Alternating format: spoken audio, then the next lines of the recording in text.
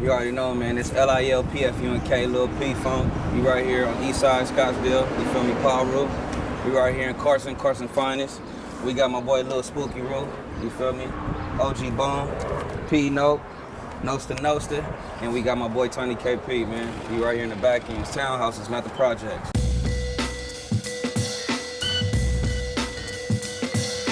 Well, actually, man, I've been in here, man. This generation's behind this, bro. You feel me? I basically was up in here 88. I came 88, but my family been in here since 74. You feel me? My pops was from the neighborhood, my grandfather from the neighborhood, so we right down here, you feel me? Over here on 1 Cardi Lane when we first came in here on the south side, so this always just been family. I grew up, born and raised in here, nothing more, nothing less. I was like about 10. I got affiliated at about 10, like 10 years old. I first seen, shout out my boy Lil Thiz, he also ride with me too, National ENT. I first seen him at 14. He used to walk up and down the street at night. I used to look at my window like, man, what the hell is he doing? He kicking it with the older homies.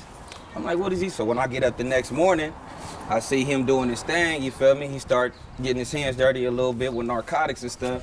And I hate to say it, I kind of fell in love with it, you feel me, in a way. Not to throw him under the bus, it's still my nigga. He always been a good mentor, but that's just basically what it was. From then on there, I used to go steal my pop's red Chucks, his red Pumas, and walk to Wilmington Junior High School, you feel me, every day, like on one, ready to make it happen. So, you know, that's how my influences came, though. Okay, we got a little situation over here, huh? Yeah, I see they trying to shut him down. I don't know who this is. Mr. Miyagi's uncle. Maybe I should talk to this guy real quick. Let's just do a quick cut. All right, I'm over here in the middle of Scottsdale Pirus. We're doing an interview, and the security for this building over here, turn the camera this way, Asian man said that we can't shoot. We called the front office, and the man said that I cannot absolutely do it. I cannot do an interview at all, especially of the Pirus. They're clearly singling out these young brothers that are from Pirus. I tried to talk to this gentleman right here, and as soon as I approached him, this guy put his hand on his gun and backed up and told me don't even approach him. It's like, wow, these people are paranoid over here. I got a camera equipment over here. We're shooting an interview. This is my second time here. We didn't have a problem the first time, and now they're basically telling us to leave. Now, I don't want to leave because we're not doing anything illegal. But the young brothers, they're a little paranoid because they're gonna call the sheriff's department. And once the sheriff's department comes, then who knows what's gonna happen. They might handcuff a few of these guys and send them to jail. But I'm completely fine with interviewing. And I'm really actually disappointed that security guard right there actually put his hand on his weapon as if that's what he needed to do to communicate with me about a bunch of young brothers in the middle of an interview. So we're gonna move locations and try to finish up this interview without any law enforcement, sheriff department interference. The thing about it, man, that's how it is, man. They brainwashed them. Man, not like that. You seen Get Out, man. They scared of us, they man. Think anybody with us is dangerous. Yeah, exactly. You know, just like us. They don't know what's going on. We try to bring positivity in the hood.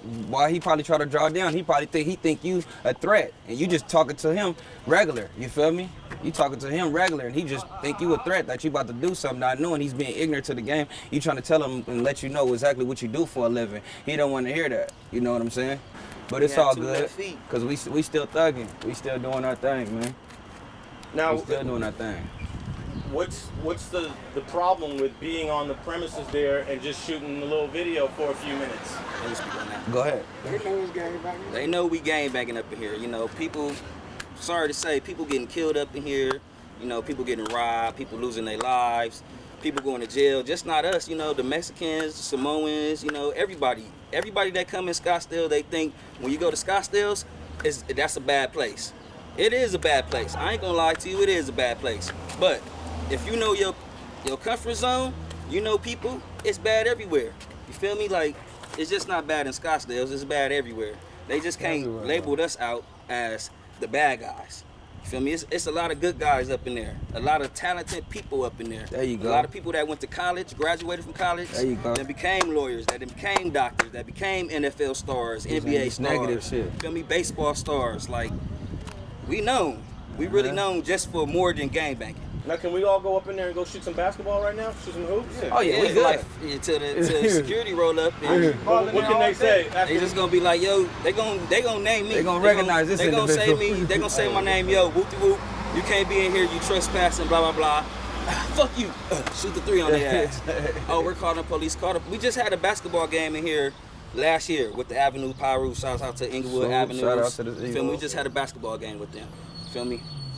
Right up in here. Right up in here. In Scottsdale. You feel me? The police came. They was even right there watching the basketball game for like 30 minutes. You feel me? Never did nothing.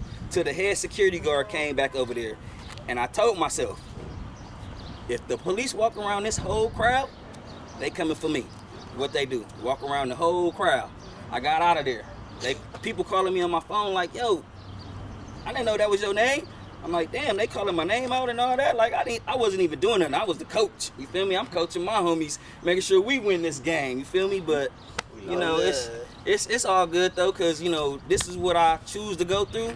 I chose this life, so I'm going to go through this. So, you know, can't no person tell me I can't be over here. I can't be in Scottsdale. What's the deal with the Carson Movement? I'm gonna be all the way honest with you on this Carson Movement thing.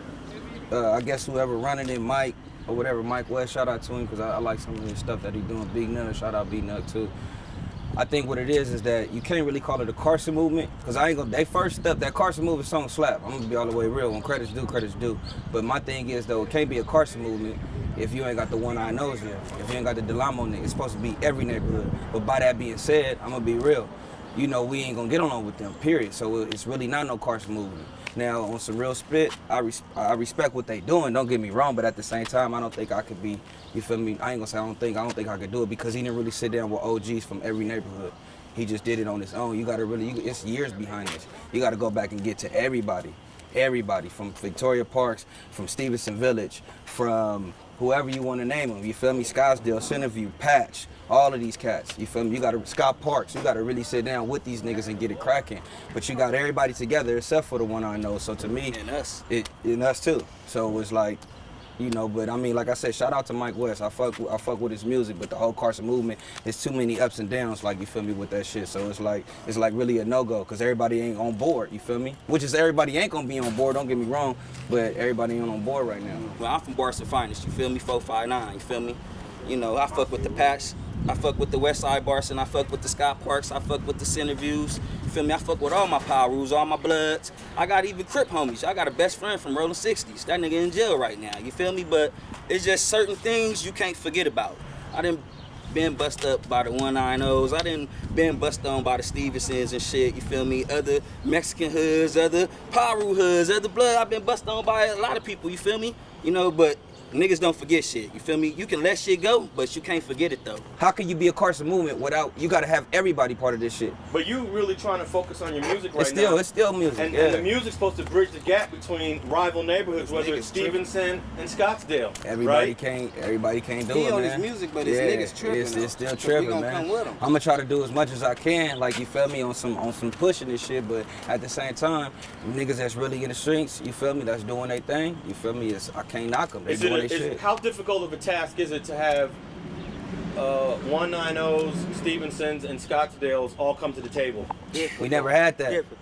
We never heard of that. We never had that. Back in the 70s, like, you feel me, before the hood really started to get it cracking, like probably like around like 77, 78, you feel me, that it was really like popping, that the Stevensons and the Delamo cats used to come in here, have football games before it all was said and done, before we couldn't even mess with them no more. So that's like the last time I even heard of all three of us being in the same vicinity. Thanks for watching StreetGangs.com.